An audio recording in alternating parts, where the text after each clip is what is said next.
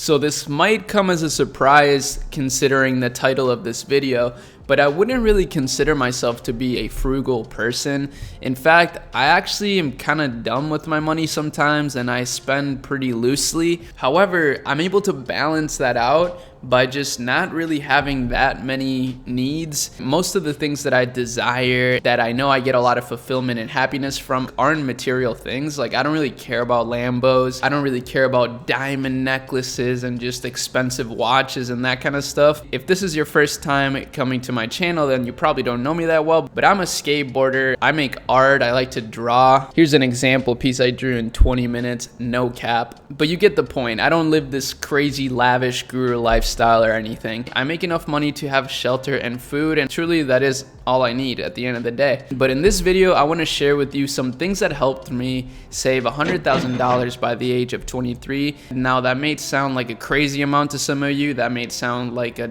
small amount to some of you. I guess I'm not really sure where you're coming from, but I think some of the things I'll talk about in this video will be applicable to you either way, whether you're already pretty rich or if you're broke.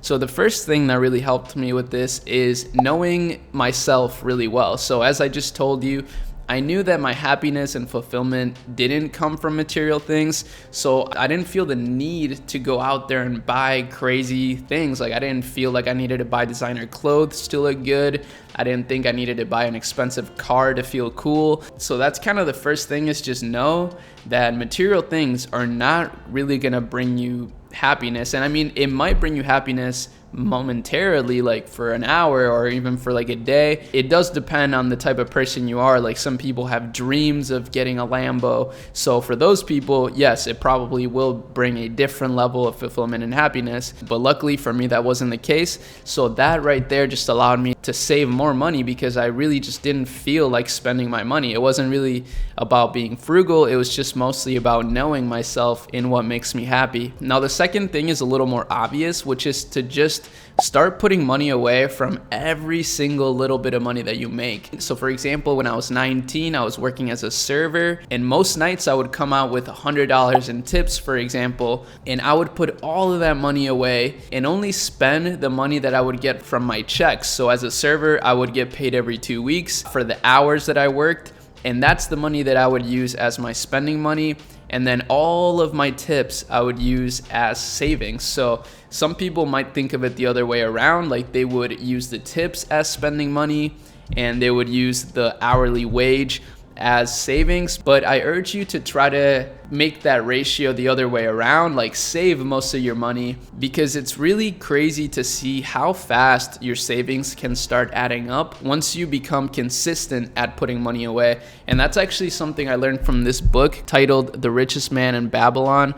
This is one of the books that changed my life. I actually covered it in one of my recent videos if you want to check that out. But it was such a simple concept that I just didn't really understand for a long time. But once I actually started applying it into my life, and like literally every time I would make money, even if it was from like my grandma giving me 50 bucks for Christmas, like I would put most of that away. And over time, I was able to build a pretty big amount of savings without really doing any extra work. So by the time I was about 20 years old, I was able to save about $10,000 just through working part-time jobs. Now at around that age is when I started pursuing some entrepreneurial ventures, because that's when I realized that in order to expedite the amount of money that I'm saving, instead of just avoiding spending money, it would be much better to actually just learn how to make more money. And that sounds kind of obvious, but it's really true. I think a lot of people place a huge emphasis on being super frugal, and that's how you'll become a millionaire. I honestly don't really feel that way. I think it's better to just focus on making more money and how you can make more money. Not everything in life is about money, and I'm fully aware of that. But this is a video about sharing how I was able to save this amount of money, and this is what helped me, is actually starting to focus on how I can make more money. So the first thing that I did to do that was flipping things on eBay. Now at the time, there wasn't Facebook Marketplace. Now you can do this on Facebook Marketplace, which is pretty dope. And it seems way easier to do than on eBay. But back then, I would just go to the thrift shop, look around my house, and find things that I could list on eBay to sell. And through that, I started making a little bit more income every single month, which allowed me to save even more money. And again, once you start doing these things and you do it over a consistent period of time, like 2 years,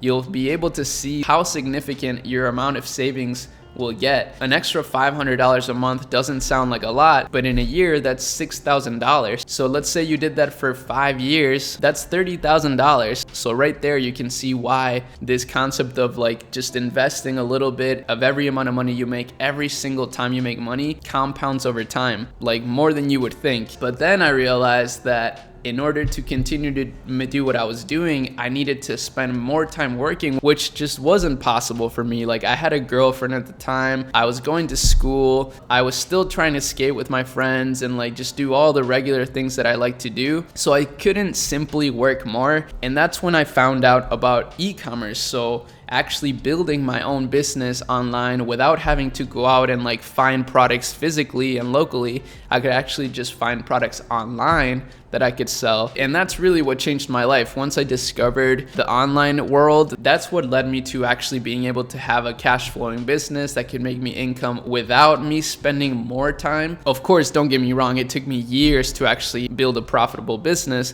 but once I did, it scaled really, really quickly. And that's what led me to discovering cryptocurrency, stocks, and I started investing my money, which grew my wealth even quicker. And that's when I learned that similar to how you can grow your savings really quick by just investing a little bit but very consistently, you can grow an investment portfolio really quickly as well if you just invest a little bit but very, very consistently. I do want to make a separate video talking about my investment portfolio. Most of my investment money is actually in crypto, so I think that'll make for a really interesting video. I think many of you don't really know my investing strategy, and maybe I should talk about it more, but I just want to say real quick that I'm just sharing my experience here.